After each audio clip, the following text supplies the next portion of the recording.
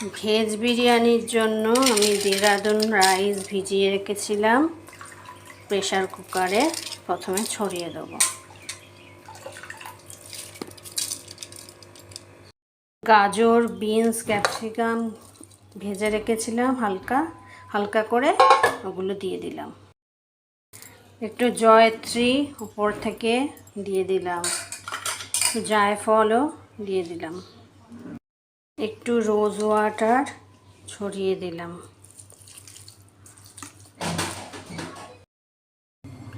একটু ঘি ভালো করে ছড়িয়ে দেবো।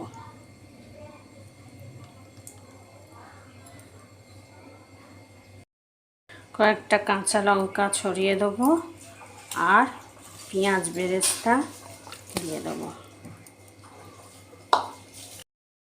সামান্য একটু আদা রসুনের পেস্ট মাখানো জল দিয়ে দেবো, করে একটা সিটি দিয়ে নেব।